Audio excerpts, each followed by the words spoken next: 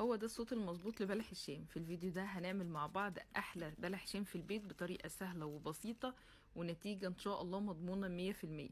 يلا بينا نشوف احلى بلح شام في البيت باسهل طريقة وابسط مكونات. اول خطوة عندي الشربات، عندي كوبايتين من السكر، عندي كوباية ونص من المية، عندي كمان شرايح ليمون او رشة ملح ليمون.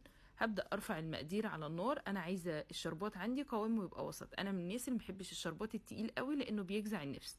الشربات عندي هيغلي على النار 7 دقايق ل 10 دقايق بالظبط، وكان ده قوام الشربات وهو سخن. الشربات عندي لازم نسيبه يبرد تماما، ده كان قوامه وهو سخن. هنسيبه يبرد مش اقل من 4 ساعات علشان خاطر نبدا نشتغل في مقادير الوصفه. عندي 300 جرام من الميه يعني كوبايه ونص، عندي ربع كوبايه من الزيت، معلقتين كبار من السكر، عندي رشه من الملح، وهرفع المقادير على نار هاديه قوي وهقول لكم ليه.